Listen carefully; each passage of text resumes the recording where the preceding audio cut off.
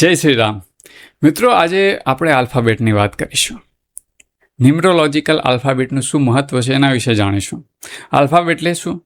તમારા નામનો પહેલો અક્ષર. તમારો નામનો પહેલો અક્ષર તમારી કેરેક્ટર દર્શાવે છે. તો આજે એના વિશે જ વાત કરીશું આપણે કે કેવા આલ્ફાબેટના વ્યક્તિ, એમની અંદર શું શું ખાસિયત હોય છે અને શું બદલવાની જરૂર હોય છે એ લોકોની અંદર.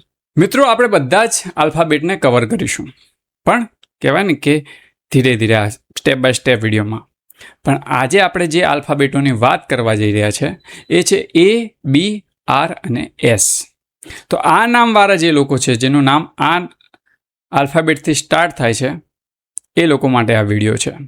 તો આ વિડીયો અંત સુધી તમે જરૂર જોજો.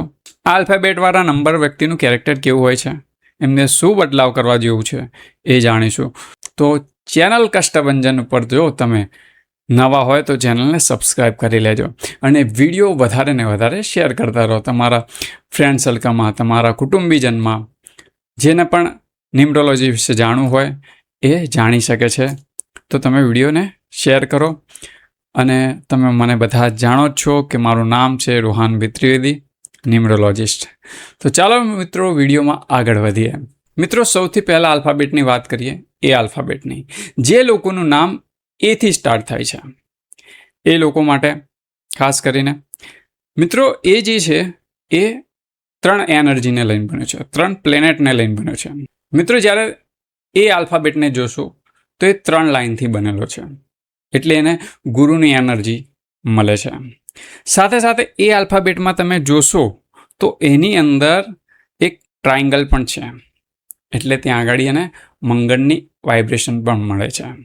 એટલે ખાસ કરીને આ લોકો કંઈ ને કંઈ નવું શીખતા રહે છે, ઓથેન્ટિક હોય છે અને આ લોકોને એક્સરસાઇઝ કરવી વધારે ગમતી હોય છે, કંઈ નવું કરવું ગમતું હોય છે, હંમેશા એક્શનમાં રહેતા હોય છે આ લોકો. અને સાથે એ નંબરની વેલ્યુ એટલે કે 1થી ચાલુ થાય છે, એટલે આ લોકોની અંદર એનર્જી બી ભરપૂર હોય છે. તમને કોઈ વાતનો ડર નથી, કારણ કે તમે જાણો છો કે દરેક વસ્તુ પરફેક્શન કઈ રીતે થાય છે. આ વસ્તુ ખાસ કરીને તમારા લાઈફ પાર્ટનર છે એમને જાણવાની જરૂર છે, કારણ કે તમે જલ્દી મૂવ ઓન પણ થઈ જાઓ છો કોઈ પણ વસ્તુથી.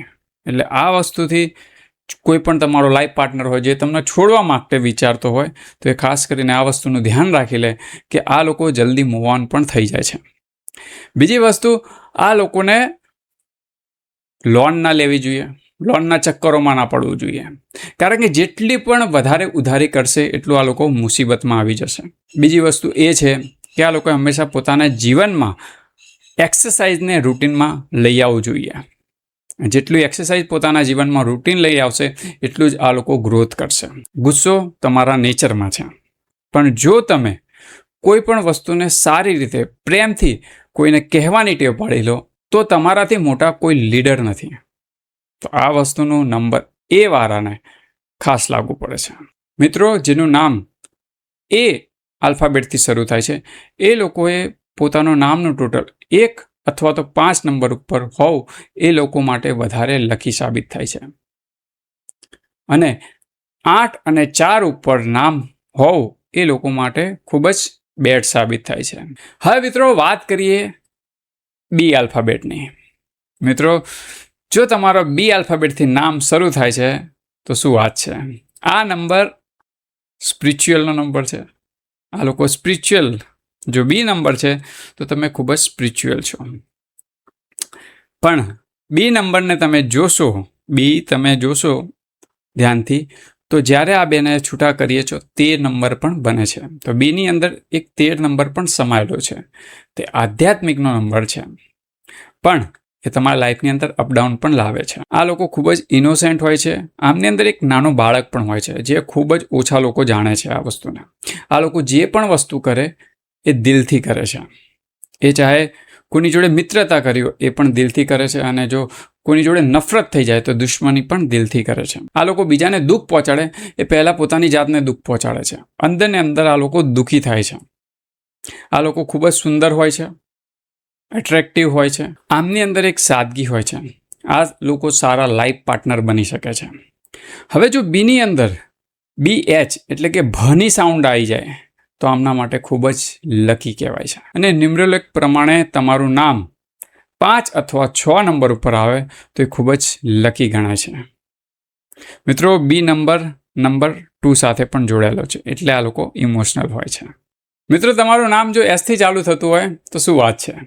મિત્રો એસ નામ એ ન્યુમરોલોજી પ્રમાણે 19 અને સેલ્ડિંગ પ્રમાણે નંબર 3 ઉપર આવે છે. એટલે કે સૂર્ય અને ગુરુની પાવર પણ આ લોકોને મળે છે.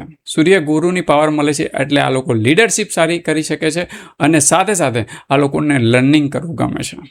કંઈ ને કંઈ શીખવું આ લોકોને ગમે છે. મિત્રો જેનું નામ એસથી ચાલુ થતું હશે એ લોકોને જોશો તમે, ખાસ કરીને એ લોકો વાત કરવામાં ખૂબ જ નિપુણ હોય છે, કારણ કે એમનો થ્રોટ ચક્ર એ ખૂબ જ પાવરફુલ હોય છે.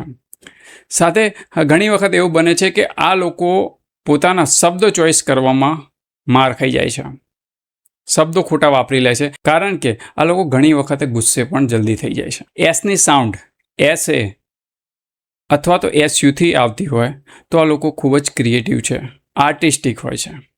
પણ એસની સાઉન્ડ SHથી થતી હોય એટલે શ થતી હોય તો આ લોકો લીડરશિપમાં ખૂબ જ જલ્દી ગ્રોથ કરે છે. પણ સાથે એક વાતનું ધ્યાન રાખવાનું કે SHની જે સાઉન્ડ છે એ તમારો ડાઉનફોલ પર જલ્દી આવે છે. આ લોકો રિલેશનમાં આ લોકોને વધારે તકલીફ ભોગવવી પડતી હોય છે. SHની સાઉન્ડથી તમે ડિપ્રેશનમાં બી આવી શકો છો, તમને કોઈ હેલ્થ ઇસ્યુ પણ આવી શકે છે, કારણ કે SHની સાઉન્ડ એ રીતની છે. પણ જો આ લોકો શ સાથે આગળ વધશે એટલે કે SAની સાથે આગળ વધશે તો આ લોકો સારા ક્રિએટિવ બની શકે છે. જો આ લોકોનું નામ 1, 5, 6 ઉપર આવે, ટોટલ નામ ડિપેન્ડ કરે છે કે એમના પ્લેનેટોની સ્થિતિ કઈ રીતે છે. તો આ નંબર ઉપર આવે છે તો 1, 5, 6 ઉપર તો આમના માટે લકી સાબિત થાય છે. મિત્રો જે લોકોનું નામ R આલ્ફાબેટથી શરૂ થતું હોય એમને ખાસ જોવાનું, જેવી રીતે મારો પણ આલ્ફાબેટ R જ છે. તો મિત્રો રથી રામ પણ થાય છે અને રથી રાવણ પણ થાય છે. બે જણા રથી એમનું નામ શરૂ થાય છે તો બંને પર્સનાલિટી અલગ કેમ છે? મિત્રો કહેવામાં આવે છે કે નામનો પહેલો શબ્દ એ તમારી પર્સનાલિટી દર્શાવે છે. તો આ બે પર્સનાલિટી કેમ અલગ?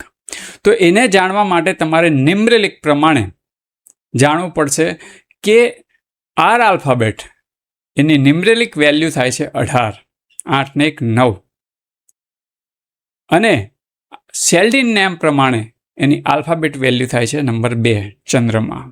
એટલે એક તરફ એગ્રેશન, લીડરશિપ એ બંને છે અને બીજી તરફ ચંદ્ર છે એટલે લોકોનું વિચારવાનું, લોકોને ખુશ રાખવાનું, કઈ રીતે હું બીજાને ખુશ રાખી શકું.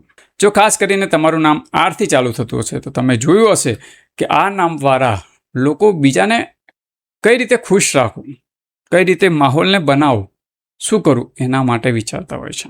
બીજી વસ્તુ, આ નામવાળા ક્રિએટિવ પણ હોય છે, કારણ કે ચંદ્રમાં છે. કેરિંગ એમનો નેચર હોય છે અને મનમાં એક્સપેક્ટેશન વધારે રાખે છે, અને જ્યારે એ પૂરી નથી થતી, કોઈ એને સમજી નથી શકતું તો આ લોકો જલ્દી ગુસ્સે પણ થઈ જાય છે. મિત્રો જ્યારે ધ્યાનથી તમે આરને જોશો એટલે તમે જુઓ આરને તો એનું એક કદમ આગળ હોય એ રીતે દેખાય છે. તમે ઉપરથી નીચે જુઓ છો ત્યારે એક કદમ આગળ લેતું હોય એ રીતે દેખાય છે. એટલે હંમેશા આ લોકો કંઈ ને કંઈ નવું શીખવાની કોશિશ છે, કંઈ ને કંઈ નવું વિચારે છે, કંઈ ને કંઈક નવું કરવાની કોશિશ કરે છે આ લોકો. પણ ખાસ કરીને એ વાત ધ્યાન રાખજો કે કંઈ પણ નવું કરવું એનો મતલબ એ નથી કે પાછળના અધૂરા કામ છોડી દેવા. જ્યારે આ લોકો પાછળના અધૂરા કામ છોડી દેશે ત્યારે આ લોકોને જીવનમાં સંઘર્ષ કરવો પડે છે, તકલીફ વેઠવી પડે છે. આ લોકોને કોશિશ કરો કે જે પણ કામ લીધું છે એને પૂર્ણ કરો. મિત્રો આ લોકો માટે ગોલ્ડન ટીપ છે કે આ લોકોનું ટોટલ નામ 1 અથવા 6 ઉપર હશે તો લકી સાબિત થશે. તો મિત્રો આપણે જાણ્યું કે A, B, R અને S આલ્ફાબેટવાળા વ્યક્તિ કેવા હોય છે, એમને શું કરવું જોઈએ. નેક્સ્ટ વિડીયોમાં બીજા આલ્ફાબેટ વિશે પણ આપણે જાણીશું. તો મિત્રો ચેનલ પર નવા હોય તો ચેનલને સબસ્ક્રાઈબ કરી લેજો અને વિડીયો વધારે ને વધારે શેર કરતા રહો. આવા જ વિડીયો સાથે ફરીવાર મળીશું. ન્યુમરોલોજી વિશે અધિક જાણકારી આપીશ. ત્યાં સુધી મને રજા આપશો. જય શ્રી રામ.